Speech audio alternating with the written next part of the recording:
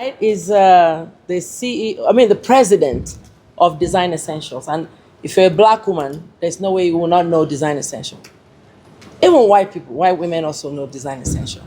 I happened to have gone with my husband to the factory and I was amazed. Believe me, I was just so proud, like, oh my God, the factory in Atlanta is massive. Then the warehouse is a different thing altogether. So he's here. He was supposed to be with his son tomorrow, doing he has in America, when the youth is doing soccer or doing sports, they want their parents there. But, I pleaded with him and he pleaded with his son. I told him, I said, tell him that is this woman from Africa that you should please allow his father to come. And he agreed. Then you have this amazing man, young man. Matteo has been a rock. Stories. My family has kind of been in the hair care space for over 50 years. Our first product actually was Stay Soft Fro, and if you've kind of been around for a minute, Stay Soft Fro. That was the first company that my father started, and he sold that, I want to say 1988, and then we started McBride Research Labs. But I share that because our community has always been important to us, whether in the United States or here in Africa. It's important that if you're going to be a customer of ours, that we take up issues that are important to you in the community. That is our driving force, and it's really our way of saying thank you. And so when when Joan came and spoke, and y'all you see it, you saw it earlier. You see the passion, you see the energy. It's infectious, right? It's going to make you want to do something. You follow me? So you automatically kind of see that. And she did come, and she came and she sat down and we spoke, and maybe 2 or 3 minutes in the conversation, like, okay, yes. I'm doing it. Yeah, automatically. Because what she didn't know was like, no, this is important to us because this is our community, right? And there are issues that are important to our community, and there are things that we do all around the world, domestically, internationally, so we want to put back into our community, and it's our way of saying thank you, right? We shouldn't just go into the community and take out and not put back in. That's not how it's supposed to work, right? What you're supposed to do just as an exchange where you entrust us, you support our brand, we say thank you, and then we put back in the community. So for me, this story, to see these young ladies and to kind of understand their journey, and I said, this is like an amazing story. Everything you're doing is amazing. What you're doing with these young ladies is amazing. And the world needs to know. And the way the world is going to know is by everyone that's here at this table. It starts now, but if for us to become advocates to spread the word, and to continue to tell this story, because it is a major story. And in life is about purpose. It's about what did you do, what impact, what change that you make. Ultimately, that's what life is about. It has to have a meaning. The meaning is not necessarily the money. No, that is not the meaning. The meaning is the impact. What did you do? And so I'm just, tagging along on her coattail. That's all we're doing. And we just want to be a part of this. And so we're just really, really excited to really have the opportunity to say thank you. And I say thank you to Joan because she has done a lot. And it's like, how much more can you do when you leave her, right? It's like, oh, I need to do more. This is not enough. And so I just want to say thank you because I think what she's doing is just really amazing. Thank you so much. Thank you so much. Right, and we are the agency that first integrate together with Joan. Help Joan to bring this event alive 2 years ago in Kigali, Rwanda, and last year we did the edition in Nairobi. So we had some gorgeous winners and top runners that have been, cast by the best brands. And we're really happy about the success of this competition. Of the first, just to name, the first season when Marvella was a winner and she went on to work for Valentino, for Dior, We had Denise, that was a top newcomer, and she went on, like to do amazing. Ajibike was exclusive for Balenciaga. We had Favor, that was exclusive for Saint Laurent. So, I mean, a lot of, just from the first edition, we had already like 5 solid girls that came out and really like showed the potential of the African models for fashion, and that really like consolidated the African trend and the African power and the African representation in fashion, which is really important, and which is now, it's, I think, like the last season has been fading a little bit. Because of, I mean, some brands are not doing so well, so maybe they try to do and to like more like classic in the casting that they used to do. But I'm sure that, like by bringing new beauties, as we always did, we're sure that, like we're going to contribute even more to representation of Africa in fashion. And the last year it was Chol. Chol did amazing this season. She worked for Hermes, she worked for Acne. She did the debut with 16 Arlington. It was like a very good season for her. And I mean, and many other girls that, I mean, came from last season. So this year as well, we're looking forward to discover the new star in the winner, and also normally all the top 5 manage to have a good start and a good career. So this is what we want to do. We will behind them in helping them, in managing them, and making sure that they develop a long-lasting career, which is, I mean, it's really our aim. And this is also, I mean, it gives, I think, hope a little bit for everyone, every little girl that is interested in fashion in Africa, seeing that, I mean, they can actually, like by working hard, and if they have the good requirements, they can make it. So, I mean, it's really important for us. So apart from being, I mean, great from, I mean, a business and representation point of view, it's also like good to know that, I mean, that the hard work made some life better. So this is why. Of Black Gem Limited. While we are the new kid on the block as far as ISIS models is concerned, we are not new. We've been in collaboration with the ISIS models management for at least 6 years now. Okay, so we were invited just recently because we're coming from an industry, the oil and gas industry, where we do a lot of advisory, we do marketing, and we've got decades of experience. This kind of event that we're going to have tomorrow, I mean, if it's an oil and gas event, I'm sure the value that is going to come back to Madame and the ISIS model group is going to be immense, and it's going to be sustainable for the future, rather than Madame selling some watch, to be able to get business going on.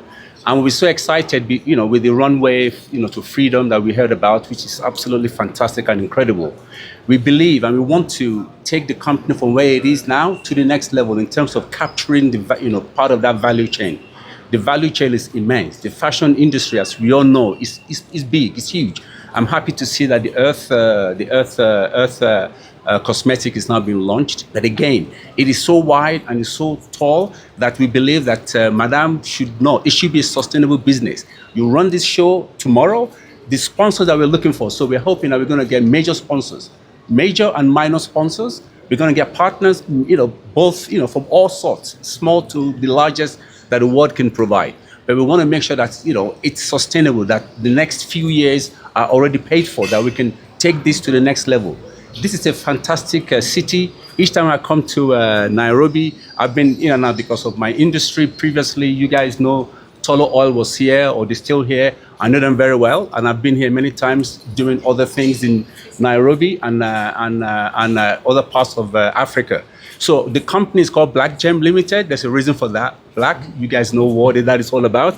And Gem is to do it properly, is to make sure that we introduce and do what is internationally acceptable, okay? And then we can move and enhance companies. We have partnerships all over Africa, and we've been working with the ISIS group of companies, the International Business Consulting, and we've chased so many opportunities, not in the fashion industry. So some of the members, my family, they're here. Some of the members of Black Gem are into fashion. I mean, they were all laughing when I, when I spoke to them and told them that, by the way, we're going to be doing marketing for ISIS modeling agencies, and they said, "What, Dad? You don't know anything about fashion. We buy it for you and you wear it, right?" So yes, so they do know a lot about fashion. They know a lot about that aspect. So we are learning. So we are in town to for fact finding, for understanding, for hopefully we can have an interview with all the agents that are here. But the aim is for us to take the company to that next level where the value that the company gets makes it a sustainable business rather than, they are creating so much value and they can create a lot more, right? We're looking for partners, we're looking for sponsors. We should have, this is Kenya. We should have, Kenyan Airways or Safaricom, some of the major companies here sponsoring this event.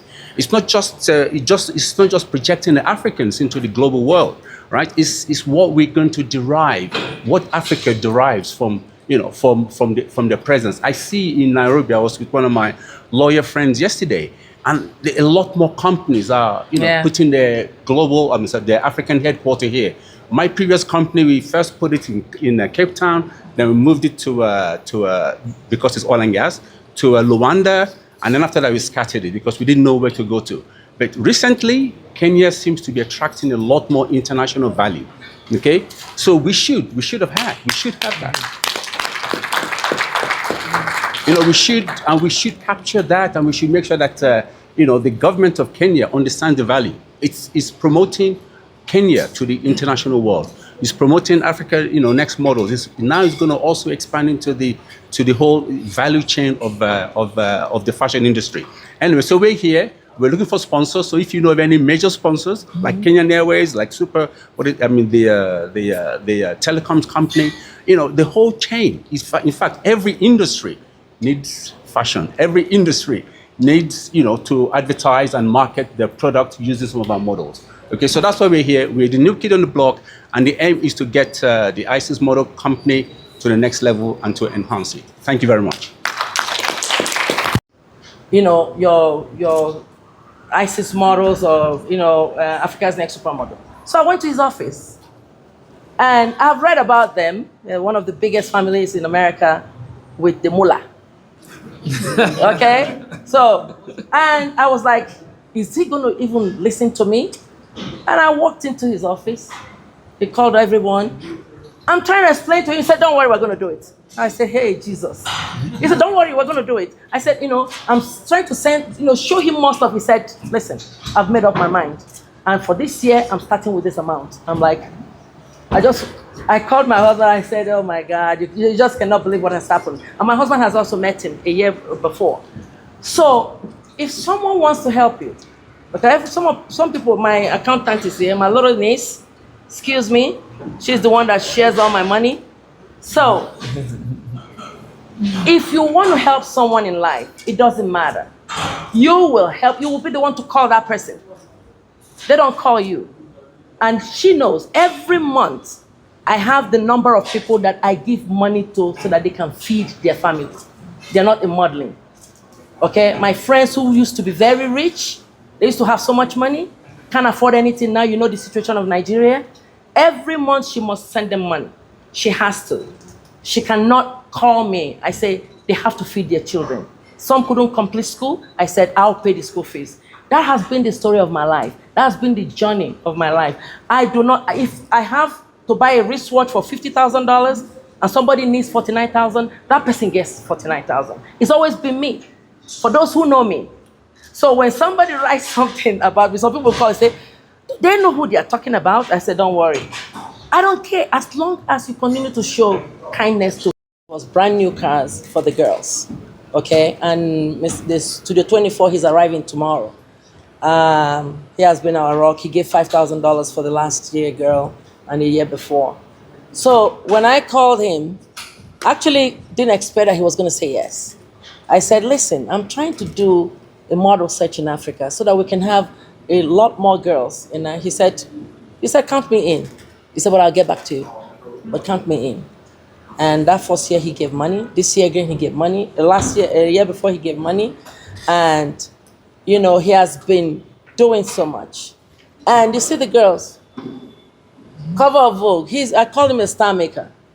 Okay, you see the girls cover. If I had to put all the cover of every magazine here, I think it will probably get to this point. These are girls that just came out of Kakuma refugee camp in less than 1.5 years. Okay, and the good story is that we have young girls who are buying land, who are buying. One of them just called me. Please remember, I need to start building my house in Juba. So it's been a success story. But without people like him or people like them, I won't be able to do what I've done.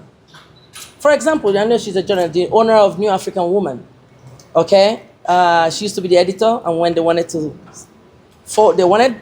give it up, and she said, "No, I'm going to buy it," and she bought it, and also bought all the back covers. And I remember you sold your car to make sure and she has been our rock. She's done so much. There's another lady, but she's not here. She's not here. But the most important thing that I wanted to tell you all is that something good has come out of Africa. Something major has come out of Africa. And for me, it has been a very rough journey, especially when you're doing so good. I just turned 66 years old in October 28. And I still have the energy. I've been here since 5 o'clock.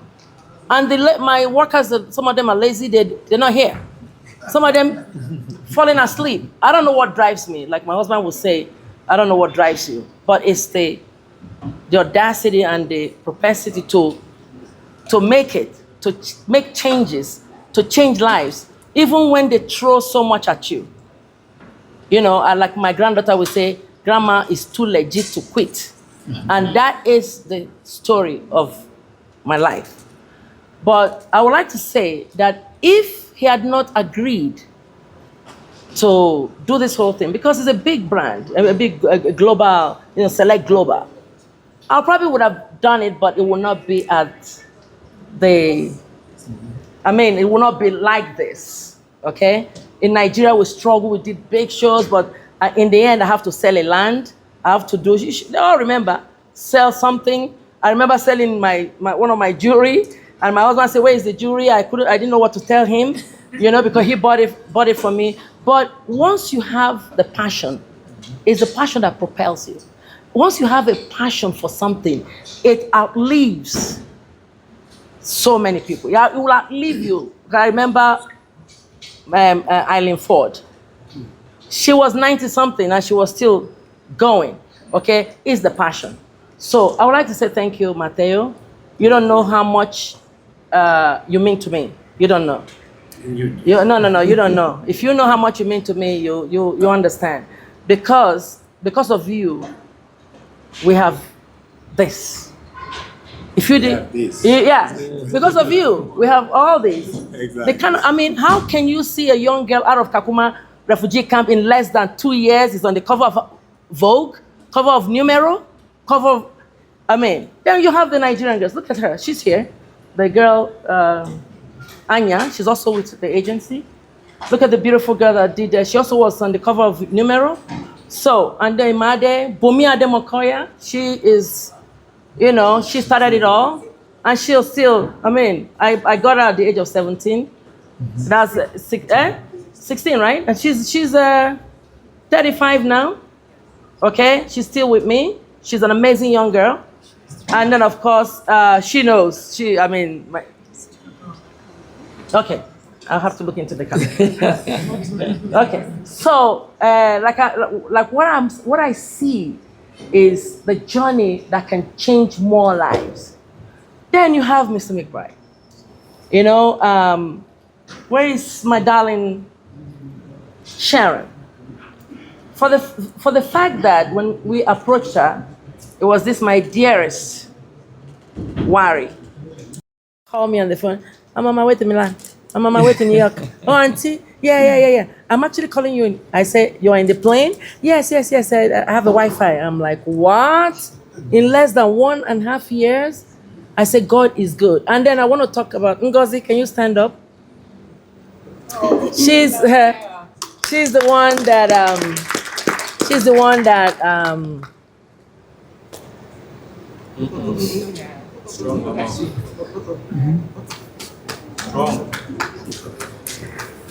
yeah. When someone called me and said, there's this little girl that is selling plantain.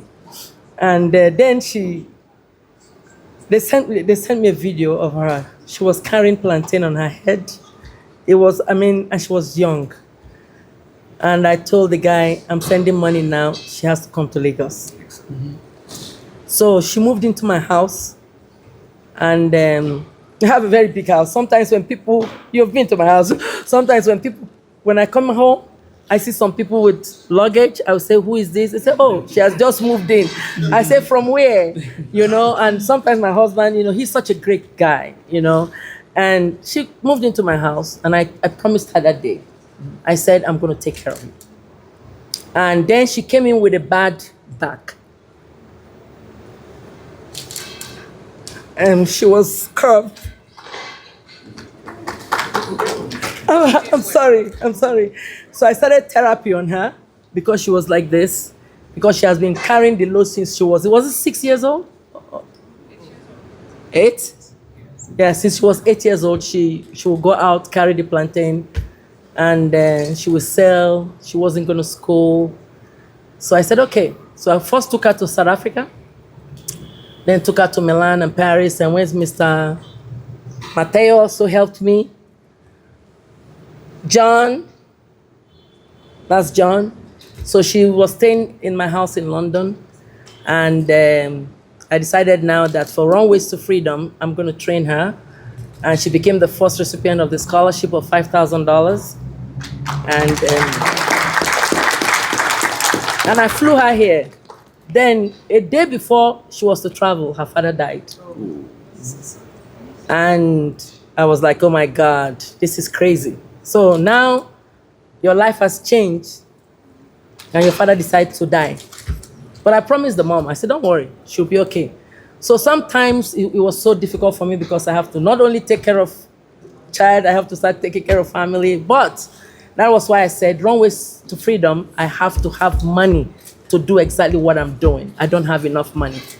But I told her, I promised her that God is going to use me to change her life. And that was it. And then you, behind him, come here. So this is her on Burberry. Mr. Matteo also helped. I think the most important thing, if you've listened today, she has an amazing story. The young ladies behind me have an amazing story. The young ladies out there have an amazing story. But enough people do not know the story, right?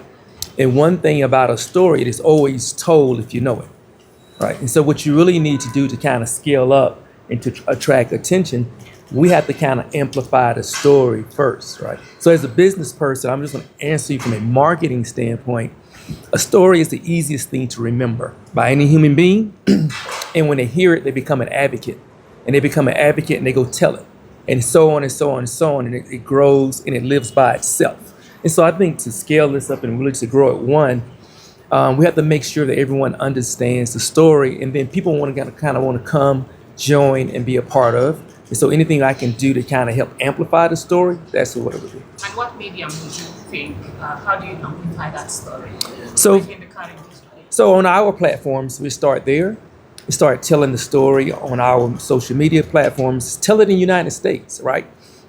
If I'm telling the United States, and even if I tell it in my trade, so for example, if I'm sitting down with large retailers presenting, when we present to them, we just don't present, hey, buy design essentials.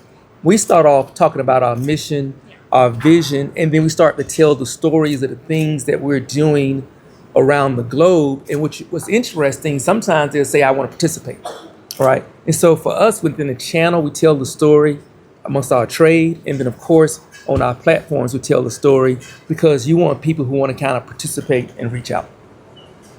If you could also comment, because you mentioned Taylor there, and I think for your kind of industry, like oil and gas, I don't know how that can actually support the African creative industry in creating value chains so that it's much more kind of scalable. So like you said earlier, right, the ecosystem is there, right? We need to now amplify and announce to the world. Our hair all the time. And now the world has evolved, and for makeup, we've seen a lot of skin and makeup brands that represented the black market. But for hair, in as much as there's a lot of black brands, hair products, there's still, I would say, lack of information about what to do with black people hair. There's been so many times that I've been in like shows and fashion shows and work where they have no clue as to what to do to my hair, and they just spritz water, tossing it up, and Right. I'm done. And Yes. then while everybody's looking amazing, I look very ratchet. Yes. And so the question is, how do you as a brand educate maybe the agencies, the models, and the industry as a whole to be able to represent us better so that we can... Or your consumers. Exactly. Yeah, it's interesting. No, you're right. It's a big problem in the U.S. as well. So a lot of the either entertainers, models, when they're in the dressing room getting their hair done, they normally have someone who doesn't understand their texture. So it is actually a big problem. We're familiar with that. And so we work with, I can't remember the name of the organization out of New York. So we do work with people who specialize in the fashion and entertainment industry, but it's a very, very small percent. So it's a problem in the United States as well. And all we can do is try to continue to cultivate that relationship, because if you think about a hairstylist, she works in a salon and then she may be doing the New York Fashion Week or working on set. Well, we have a relationship with those individuals, but sometimes when they kind of get to set, right, then they reach a barrier, because they do say, I want to kind of bring these products, I want to be able to kind of have this influence. And so they reach a barrier as well. So for us, it has been an uphill battle to make sure there's field representation in film and fashion. And we do have it there, but not where it should be. And so I think it takes the people along the way to kind of make an effort, just as you're speaking on making an effort about representation, right? I think everyone in the ecosystem has to be mindful. If I want to put this model on stage, on runway, do I have the people who really know how to do her hair? And then how do I make the effort to go find those individuals as well? So I think it's up to all of us to kind of make sure we achieve that, because you're right, it is a serious complaint that we get. And some of the stories are really horrifying as far as the experience when people are having their hair done on set. I'm happy to add to that as well. There has been a lot more awareness. It's getting better. That was a big problem for a long time. So as agents, we now make it a point to ask a lot of questions. When they put in one of the girls of color, we're like, how do you like her hair done? She needs time to prepare. Who's the makeup artist? Do they have enough face colors? But what next? I mean, you'll continue what you're doing, but how do you make the modeling industry actually work for the models themselves? Like, do you have anything like business or fashion, something like that? What next? What next can we see apart from what we're going to see tomorrow? The past success is not granted. And again, like that's what I said, is like, if in the past, it's just like in terms of representation of people of color in fashion, if in the past we were, like up to like, let's say, I say on a fashion show, 30%, maybe like, like we can get even like 35 and so on. This particular season, we went down to like 6%, 8%, down from 30. It's a lot. So whatever we thought, and there were like some people that were actually, criticizing this and say, let's stop with this trend, the trend. It's not a trend, it shouldn't be a trend, because people are there, they're living, they're part of the work population, they need representation, always, so it's not a trend. So the thing is like, just like if we just manage to make this like stable, not, as I say, not a trend, that there will be more representation always, that would be already like, I would call it like a great success already. Because for the moment, it's been in the past year, but now we're seeing like going it back. And I'm saying like people, like of color in general, because I mean, when I'm saying this, like the 30% includes also people from Asia. Yeah, And Chinese. people from Asia, we all know how much the Asian market is important, all the countries for luxury, but we see a strong underrepresentation of Asian people in fashion. So it's like I'm saying it all together. It's just like so it's really, really important that this continues, that this gets better, and it just like stay. It's not a trend, but it's something that gets stable. This already for me will be a big win.